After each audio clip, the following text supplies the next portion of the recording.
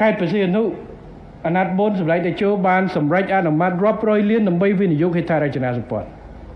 ឥឡូវអាណត្តិនេះយើងជិត 1000 លានសម្រាប់ធ្វើផែហើយខ្ញុំបានអនុម័តនៅគម្រោងជំរុញការ2024នោះឲ្យលើកទឹកចិត្តវិនិយោគនៅខេត្តព្រះសីហនុដែលមានអាយដាមហ៊ានសិទ្ធិជាប្រធានក្រុមការងារឥឡូវមកដល់ម៉ោងនេះយើងកាលពីកូវីដយើងមានអគារមួយចំនួនជាប់គាំងមកដល់ម៉ោងនេះយើងមានទាំងអស់288គម្រោងដែលបានដាក់លើកទឹកចិត្ត269គម្រោងបានផ្ដល់គោលការណ៍ដើម្បីដោះស្រាយហើយក្នុងនោះយើងដោះបាន123គម្រោងគិតជាថវិកា 6.7 លានដែលក្នុងខេត្តព្រះសីហនុមួយនេះដើម្បីជំរុញសកម្មភាពឡើងវិញបាទហើយឆ្នាំនេះខ្ញុំបានពជារហូតដល់ចុងឆ្នាំ2025ហើយយើងទៅនឹងអនុម័តឲ្យអនុវត្តនៅផែនការមេដើម្បីអភិវឌ្ឍតំបន់សមុទ្រ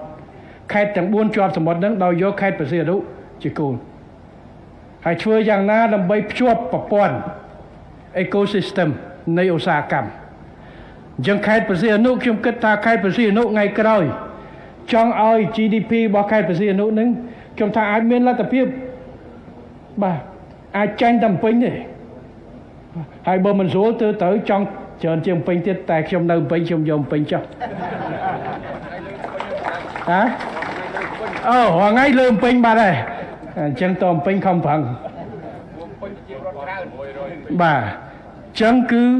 សក្តានុពលធំតែបានផលពីណាតែខ្ញុំនិយាយគឺថាដីកំពង់សោមខេត្តព្រះសីហនុនៅនឹងរាប់លានឆ្នាំមកហើយមិនដីនេះទំដោះ 1000 ឆ្នាំដែលយើងមកកកើតទេ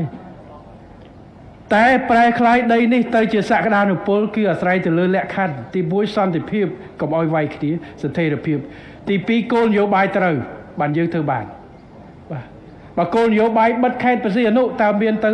មានពីដាបោះមានតែយើងបើកហើយជំរុញអភិវឌ្ឍគ្រប់វិស័យទេសចរឥឡូវខ្ញុំមើលកោះរងអីសិតតែទេសចរបាទគាត់មកគាត់ទៅនោះបាទនៅខេត្តរបស់យើងនេះថ្ងៃសៅរ៍អាទិត្យថែមផ្លូវលបឿនលឿនប្រជាពលរដ្ឋគាត់មកខ្ញុំអាណិតតអ្នកធ្លាប់ដេកផ្លូវអ្នកខ្លះអង្ការមុនមកសុំប្រពន្ធមកកំពង់ផ្សំ3ថ្ងៃពុទ្ធទៅណា2ថ្ងៃប្រជុំ1ថ្ងៃឥឡូវផ្លូវលបឿនលឿនប្រពន្ធលែងឲ្យមក1ថ្ងៃខ្ញុំដឹងទៅតែ2ម៉ោងឯងយ៉ាងយូរចឹងក្រុមការងារមិនដឹងធ្វើម៉េចទេគាត់មកលេងឥឡូវបញ្ហាសន្តិសុខយើងត្រូវសម្អាតយើងត្រូវទៅខ្ញុំអរគុណណាស់ទៅដល់កងនគរបាលក៏ដូចជាស្នងការកែតរបូជាអាវុធហត្ថកែតនិងប្រជាការពារនឹងក៏កម្លាំងដែរក្នុងមួយឆ្នាំជាងនេះយើងប្រហែលឆ្នាំនេះតាំងពីជំនាន់សម្ដេចក្លាហោហើយទីយើងខិតខំបានធ្វើប៉ុន្តែនៅមានការងារសេសសល់ទៅព្រោះខេត្តព្រះសីហនុនេះត្រូវបានគេវាយប្រហារជាអន្តរជាតិតែម្ដងគេវាយប្រហារឈ្មោះខេត្តព្រះសីហនុជាខេត្តដែលពាក់ព័ន្ធជាមួយរឿងអាក្រក់អញ្ចឹងយើងត្រូវរៀបចំដើម្បីជំរុញលៀងឡើងវិញអាវាយប្រហារនឹងតាមមួយថ្ងៃប្រឡាក់តែធ្វើពិបាកណាស់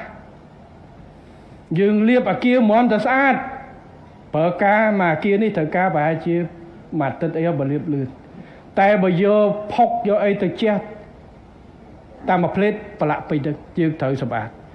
ចឹងសូមឲ្យសមត្ថកិច្ចនៅក្នុងខេត្តគណៈវិជាការឯកភាពខិតខំដើម្បីបន្តជំរុញការគេថាទប់ស្កាត់សម្អាតហើយនឹងថែរក្សាសន្តិសុខនៅកន្លែងនេះបាទដើម្បីជាសក្តានុពលធំទាំងវិនិយោគទាំងទេសចរទាំងក្នុងស្រុកទាំងក្រៅស្រុករបស់យើងបន្តទៀតបន្ថែមទៅលើអ្វីដែលបងប្អូនបានខិតខំធ្វើក្នុងរយៈពេលកន្លងមកនេះ